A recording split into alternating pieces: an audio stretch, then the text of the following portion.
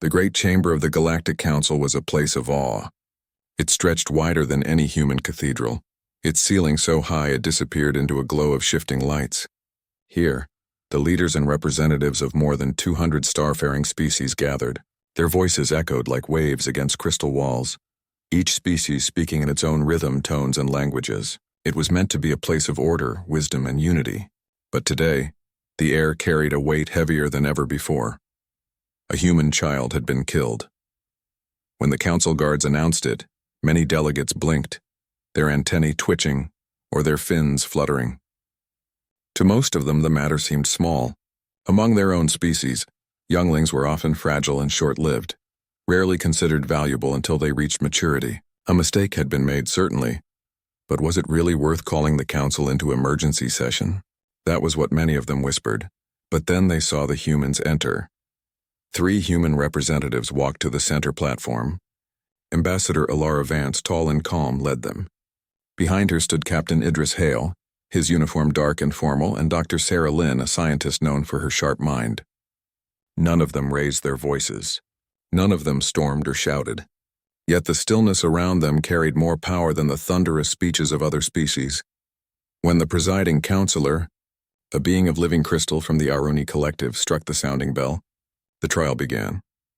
The incident has been recorded, the Arun counselor announced. Its voice shimmered like breaking glass. 1 human miner lost life due to interaction with the Zelthar delegation. We now open for statements. The Zelthar representative, a tall creature covered in plates of dull bronze, stepped forward first.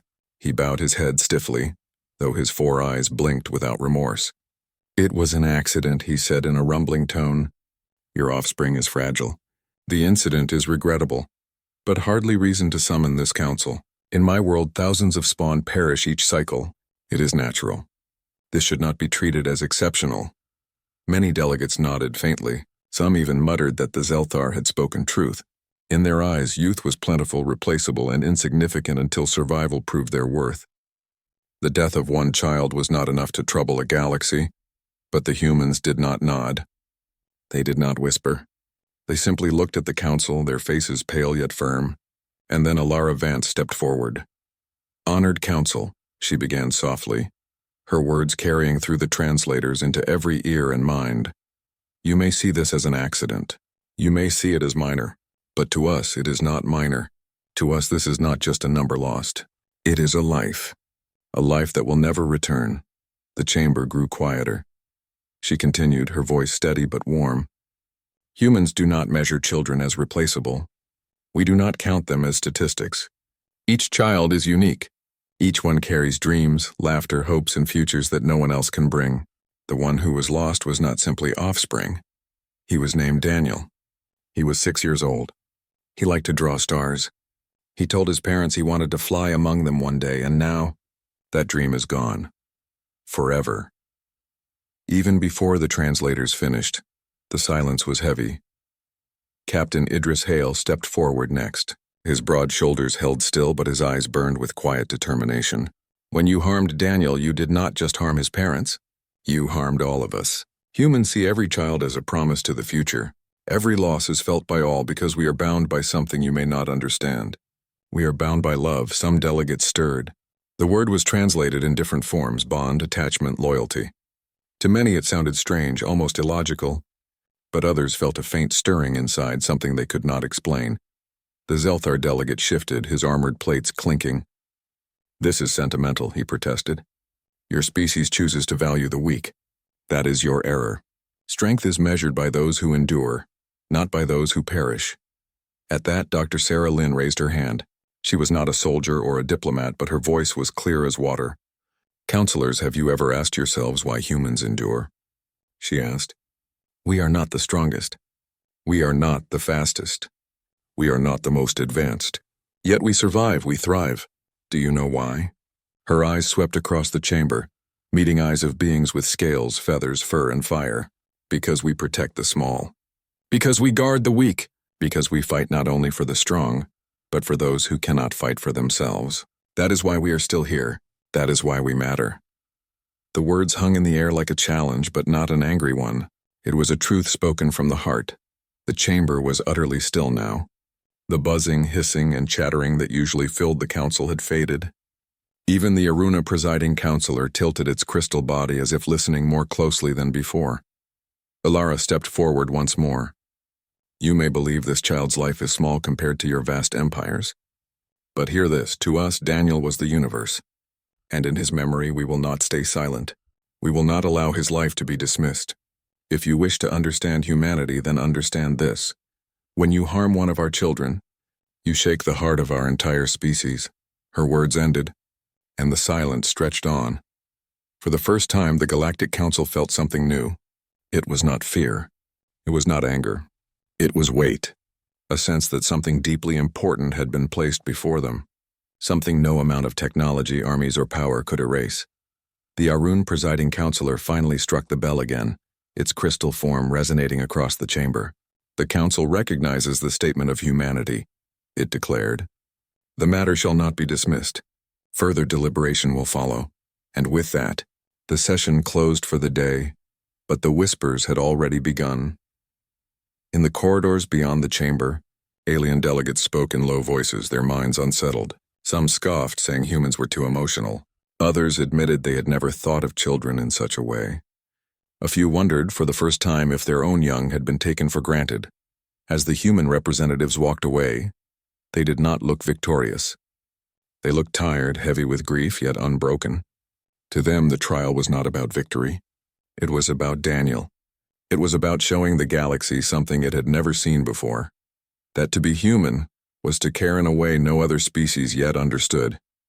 And though the council chamber had emptied, the echo of their words still lingered, like a seed planted in alien soil, a seed that one day might grow into something far greater than anyone expected. The next morning, the great chamber of the Galactic Council was filled once more. Streams of light shimmered through the crystal walls, and the voices of countless species echoed in the space. The council had reconvened to hear further discussion about the incident. The humans entered quietly again, their faces calm but firm. They carried no weapons, no grand symbols of power, only the weight of their grief and the strength of their unity. For many alien delegates, this was already puzzling. Most species who came before the council argued with pride, anger, or threats. Humans, however, stood steady in silence, their presence alone demanding attention. The presiding counselor, the Arun of crystal form, struck the sounding bell. The council resumes, it announced. Matters of responsibility and consequence shall be examined. The first to speak was the Zelthar representative, the same armored being as the day before. His plates glimmered dully as he raised his head high. I repeat what I said yesterday, he declared, his voice echoing through translators. The incident is regrettable, yes, but it was an accident, caused by the fragility of human youth. No law was broken. No treaty forbids such outcomes. It should end here. Some delegates nodded in agreement. The Groth, a reptilian species with golden scales, hissed in support. On my world, their leader said. Younglings hatch by the thousands. Only the strongest survive. To grieve for one would be foolish. Another voice joined in, this time from the Arali, a species of floating, jelly-like beings. Their voice was soft and musical. Our kind split into dozens of offspring each season. Many dissolve before maturity. Life continues. Why does humanity weep for one? The chamber murmured. To many, this line of reasoning was natural. Young ones were simply a stage, a trial to be passed or lost. Species that reproduced in great numbers could not imagine giving deep meaning to a single child. The humans remained quiet until their turn came. Then Alara Vance stepped forward again. Her expression was calm, but her eyes were bright, holding both sorrow and resolve. Counselors, she said, her voice clear, I hear your words and I understand your ways are different from ours.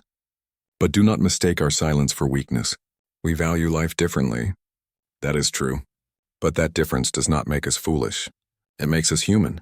She paused, letting the translators finish. Many alien eyes, compound or glowing or multifaceted, fixed on her. In your worlds, children may be many. To you, they may seem replaceable. But on Earth, every child is seen as precious. Each one is a story only they can write, a song only they can sing. To us, losing even one is a loss for all. A ripple moved through the chamber. Captain Idris Hale added, his voice steady as stone. We do not measure worth by strength alone. We measure it by love, by growth, by potential. Daniel may have been small, but he carried within him a universe of possibilities. And when he was taken, we did not only lose him, we lost every dream he carried. The council chamber fell into silence again. Some delegates shifted uncomfortably. Others tilted their heads in thought. For the first time, they began to realize that humans were not exaggerating their grief. They were speaking of a truth woven into their very culture. Still, not all were convinced. The Zelther delegate clicked his mandibles. This is sentiment, not logic, he argued. Civilizations are built on strength, not tears. If you spend so much energy on the weak, how do you survive it all? At this, Dr. Sarah Lynn spoke, her voice calm but sharp with conviction. Perhaps that is what you do not yet understand.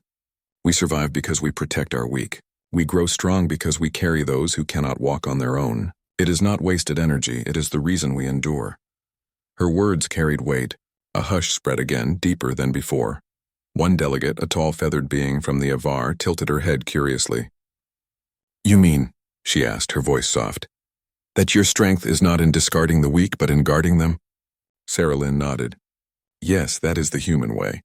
The Avar representative leaned back, feathers rustling. Her kind laid only a few eggs each century. For them, survival was precious, but they had never thought to connect strength with care. The presiding counselor of the Arun finally spoke again, its crystalline body pulsing with faint light. The council witnesses a clash of values. What one species calls strength, another calls cruelty. What one calls weakness, another calls love. This matter is greater than the accident. It is a matter of principle. The chamber murmured once more. Some agreed. Some shook their heads. But no one denied the weight of the question anymore. The humans stood quietly while the debate flowed around them. They did not interrupt.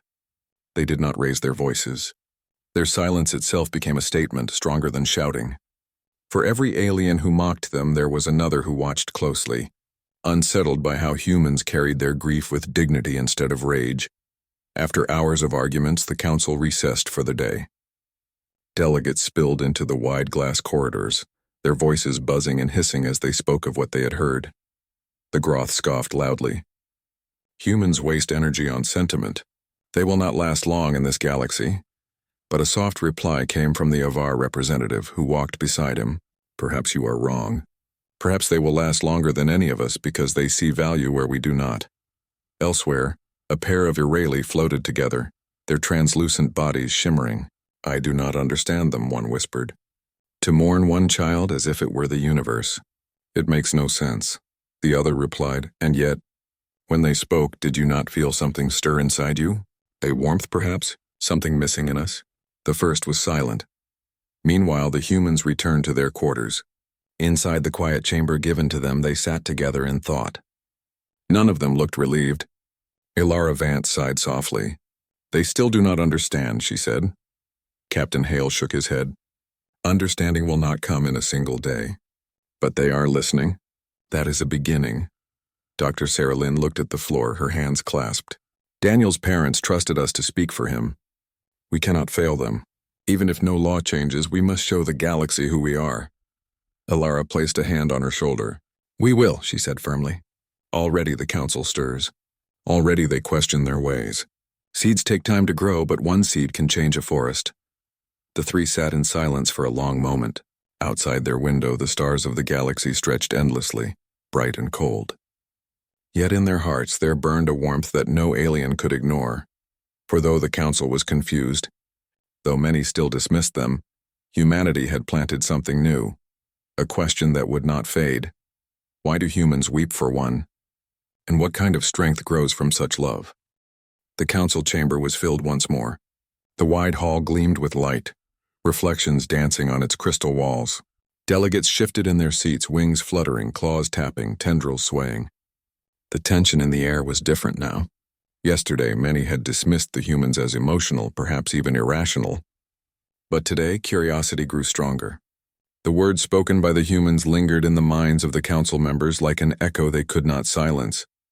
When the presiding counselor struck the sounding bell, the chamber fell quiet. Today, it announced, its voice chiming like clear glass, the human delegation has requested the chance to present their case fully. The council will listen. Ilara Vance stepped forward. Her hands were clasped in front of her, her expression calm yet firm. She did not begin with laws, numbers, or treaties. Instead, she began with a story. "Counselors," she said, her voice carrying gently across the chamber. "Yesterday I spoke of Daniel, the child we lost. Today I want you to see him not as a name or a statistic, but as the life he truly was." Behind her, a small screen flickered to life. It showed images, photographs from Earth. A boy with wide eyes and dark hair sat at a table drawing stars on a piece of paper. Another showed him laughing as he played in a field, chasing a small ball. Another captured him pointing at the night sky, his face glowing with wonder. The council chamber grew still. Many species had never seen humans as children before. They had seen human diplomats, explorers, and soldiers, but never the small, fragile beginnings of their kind. Alara's voice softened. This was Daniel. He was 6 years old. He dreamed of traveling to the stars, of discovering worlds no one had seen before. He laughed easily. He asked endless questions. To us, he was not just a child. He was hope. He was future. He was joy. Dr. Sarah Lynn stepped forward now, her hands trembling slightly, though her voice stayed steady. Each of us carries memories of our own childhoods. We remember the first time we learned, the first time we dreamed, the first time we imagined a future. That is why children matter to us. They remind us of who we were, and they show us who we can become.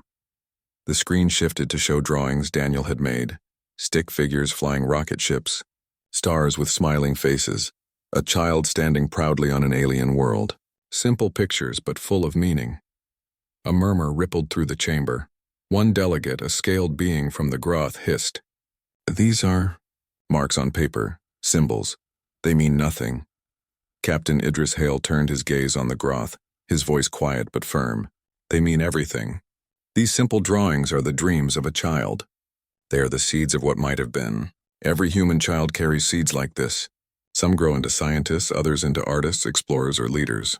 When one child is lost, a universe of possibility disappears forever." The words struck deeper than many expected. Even those who did not fully understand felt the weight of what he said. Still, the Zelther delegate raised his armored head, his voice sharp. "And what of it? Dreams are not survival. Dreams are not strength. You waste your time honoring weakness." Sarah Lynn shook her head. "You are wrong. Dreams are the foundation of survival. Without dreams, no species grows beyond instinct. Without dreams, no one reaches the stars. We are here before you, not because we are strongest or most powerful, but because we dream, and we chase those dreams together." The chamber hushed again. Then, something unexpected happened. A delegate from the Avar, the feathered beings with bright eyes, rose from her seat. She spread her wings slowly and said, "On my world, hatchlings are rare. We treasure them deeply, but we never thought to call them our future in this way. Perhaps we have not valued them enough." The admission caused ripples of surprise. It was rare for a delegate to openly reconsider their ways in the middle of session. Encouraged, Alara continued, "Humanity does not claim perfection. We argue, we fail, we make mistakes. But this we know: when we protect a child, we protect tomorrow. When we honor their dreams, we give shape to our own future. Daniel is gone, but his memory can teach us all something new. That every child, no matter the world, deserves the chance to live and dream." She bowed her head slightly, then stepped back. The chamber was silent again, but this silence felt different. It was no longer dismissal, it was thought. The council had heard speeches before, many filled with passion, threats, or demands. But this was different. It was not a demand for power. It was a plea for meaning. The presiding counselor struck the bell.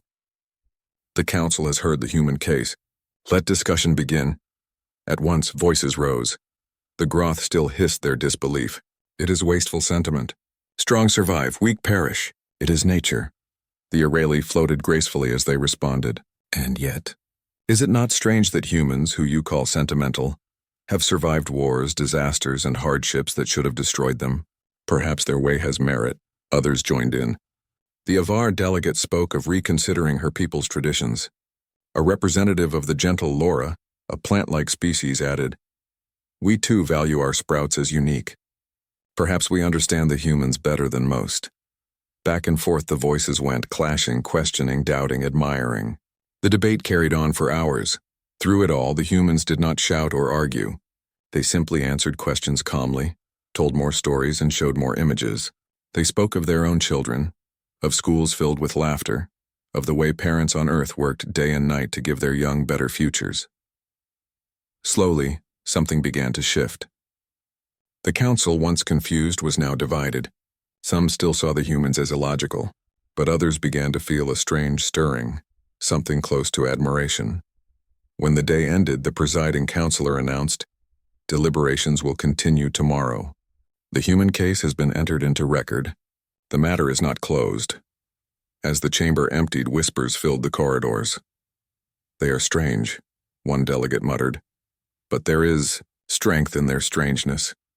"They are fragile," another replied, "and yet they stand taller than many." The humans walked back to their quarters in silence, but this time, their silence was not heavy with doubt. It was quiet with determination. Inside their chamber, Alara looked at her companions. "They listened," she said softly. Captain Hale nodded. "Some still mock us, but others are beginning to understand. That is enough for now." Sarah Lynn looked at the stars outside the window, her voice a whisper. "If even one species sees children differently after this, then Daniel's life has already changed the galaxy." The three stood together in the quiet, united not just by grief but by hope. And beyond the walls, the council's debates continued, the seed of humanity's lesson beginning to take root. For the first time, the galaxy was forced to ask itself, what if the humans were right? The Galactic Council chamber felt different on the fourth day. The air was heavy with expectation. The voices that once dismissed the humans now spoke with hesitation. Some were still doubtful, others curious, and a few were quietly supportive. The humans had stirred something that no one had expected, a question about the value of life itself. When the sounding bell rang, the chamber grew quiet. The presiding counselor, its crystal form glowing faintly, spoke. "The human delegation has asked to speak again. Afterward, the council will open debate on a proposal that has never been raised before. All are advised to listen carefully." Alara Vance stepped forward. Her face carried the same calm strength it had held since the beginning, but her eyes held more fire today. She looked around the chamber at beings with wings, scales, fur, and light and began. "Counselors, for days you have listened to us. Some of you have called us sentimental. Others have said our way is weakness. But I tell you this, to care for the smallest, to protect the most fragile, is not weakness, it is the deepest form of strength." She paused, letting her words sink in. "In your debates, you often speak of survival, of logic, of strength. But what is survival without meaning? What is strength if it does not protect what matters most? To us, children are not numbers. They are not replaceable. They are the beginning of everything. And if we do not guard them, then all our science, all our empires, all our power becomes nothing." The chamber was utterly still. Even those who disagreed listened closely, drawn in by the quiet certainty of her words. Captain Idris Hale stepped forward next. His voice was low, but it carried through the hall like a steady drumbeat. "We are not here to ask for revenge. We are not here to demand punishment. We are here to ask for change, for recognition, for a promise that across this galaxy, no child, no matter their species, will ever again be dismissed as unimportant." A stir went through the delegates. Change was rare in the council. Laws were centuries old, and most believed they would last forever. Yet the humans, in only a few days, had shaken those foundations. Then Dr. Sarah Lynn raised her voice, soft but clear. "I propose a law that protects the young of every world. A law that recognizes that children in every form are precious. Let it be written that no child may be harmed without consequence, that every young life deserves protection under the stars." For a moment, the chamber was silent with shock. A new law? From humans, a species so new to the council? Many had never imagined such a thing could be suggested, let alone taken seriously. The Zelthar delegate clicked his armored jaws in disbelief. "This is madness," he growled. "To give protection to the weak is to burden the strong. Such a law would bind us, slow us, weaken us." But then a new voice rose. It came from the Avar delegate, the feathered being with bright golden eyes. She spread her wings slightly and said, "Perhaps weakness is not what we thought. Perhaps strength is not only in claws and armor. When I heard the humans speak, I remembered my own hatchlings. I remembered how small they were, how helpless. And I asked myself, do I value them less than I should? The humans have made me wonder if true strength is to protect, not to destroy." Her words rippled across the chamber. Next, the Laura delegate, a being of vines and blossoms, spoke gently. "On my world, every seedling is cherished. We already know what humans are teaching, that each beginning is sacred. Perhaps it is time for the council to see this truth too." More voices rose. Some agreed, others resisted, but no one dismissed the humans anymore. Their words had become a storm that could not be ignored. The presiding counselor struck the bell to restore order. Its crystal body glowed brighter as it spoke. "The proposal has been made. The council shall debate it now." And so the arguments began. The Groth still hissed and argued against it. "It is wasteful sentiment. We cannot protect every hatchling. To do so would drain our resources." The Ireli floated calmly, their translucent bodies pulsing with light. "Yet perhaps it would not drain us," one said softly. "Perhaps it would give us more. For if each young one is valued, then each will grow with greater purpose. Is that not a strength?" Others added their thoughts. Some feared change, some welcomed it, and some admitted they simply did not know. But through it all, the humans remained steady, answering questions with patience, never shouting, never demanding. Their quiet conviction carried more weight than any angry speech. After hours of debate, the council called a recess. Delegates spilled into the glowing corridors, their voices filled with wonder and confusion. For the first time in centuries, the council was truly divided, not by power, not by territory, but by an idea. In their quarters, the humans sat together once again. Ilara's hands trembled slightly as she placed them on the table. "We did it," she whispered. "They are debating it. They are truly debating it." Captain Hale leaned back, his eyes thoughtful. "It is not over. Many still resist, but we have planted something they cannot ignore." Sarah Lynn looked toward the stars outside the window. "If this law passes, Daniel's name will be remembered forever. He will not be forgotten." Ilara nodded, her eyes shining. "Even if it does not pass, we have already changed them. They will never see us or their own children the same way again." The next day, the council chamber filled once more. The presiding counselor announced, "The time has come for decision. The proposal for the protection of children across the galaxy will be put to vote." The chamber was silent, all eyes on the glowing crystal form of the presider. Each species will cast its vote for against or abstain. The decision will shape the future of this council. One by one, the delegates spoke. The Groth hissed, "Against." The Zelthar delegate clinked his armor plates and declared, "Against," but then the Avar spread her wings and said, "For." The Laura blossom swayed and whispered. For the Ireli pulsed with soft light. "For," voices continued. Some for, some against. The chamber filled with tension, each vote adding to the weight of history. Finally, the presiding counselor lifted its crystal hand. "The vote will continue tomorrow. The council must consider carefully. This law may change the foundation of our galaxy."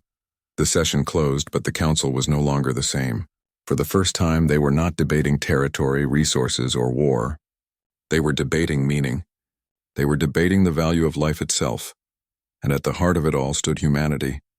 A young species among giants holding no weapons, commanding no empire, yet changing the galaxy with nothing but grief, love, and hope. The council chamber was brighter than ever that morning. The crystal walls reflected sunlight from distant stars, and a hush settled over the assembly as delegates took their seats. Today was the day the Galactic Council would decide the fate of a proposal that had changed the galaxy's way of thinking. The proposal brought forth by humanity was simple yet revolutionary, a law to protect the children of every species, recognizing their life as sacred and their dreams as vital to the future. Ilara Vance, Captain Idris Hale, and Dr. Sarah Lynn entered the chamber. Their steps were steady, their faces calm but filled with quiet anticipation. The chamber had grown used to their presence. Some delegates had started looking at them not as strangers or even as humans, but as voices of reason, courage, and compassion. The presiding counselor, a being of living crystal whose body pulsed with gentle light, addressed the assembly. "The council will now vote on the proposal for the protection of children. This decision may shape the future of all species for centuries. Each representative state your vote." The first to speak was the Zelthar delegate. His armor clinked softly as he leaned forward. "Against," he said firmly, his four eyes unblinking. "This law will burden my species. Weakness will be protected while strength is restrained. This is illogical. The Groth hissed, "Against.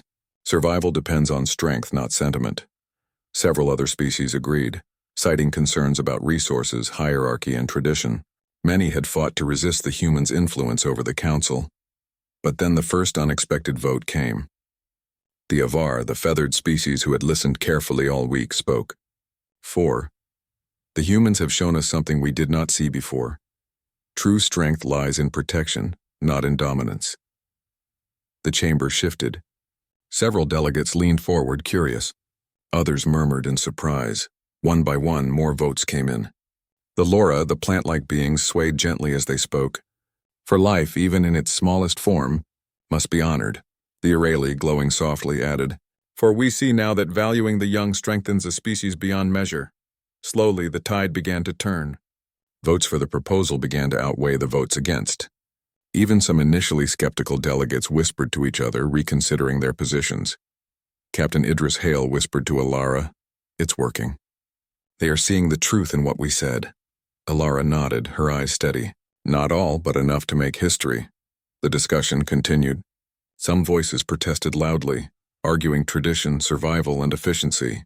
But many delegates, influenced by the humans' calm confidence and the stories of Daniel, spoke in favor. They recalled the passion with which the humans had defended a single child, and they could not ignore the wisdom in their words. Finally, the presiding counselor called for the last vote. "All votes are counted," it said, its voice resonating through the chamber. "The proposal for the protection of children has passed." A stunned silence fell over the chamber. Some delegates were shocked. Some were moved to tears. And the humans? They stood quietly, their faces calm, though their hearts swelled with relief and quiet joy. Alara Vance stepped forward to address the council one last time. "Counselors, today you have made a choice not just for law but for the future. You have recognized that the life of a child of every species matters. This law will not only protect young lives, it will guide us all to see the value in love, care, and hope.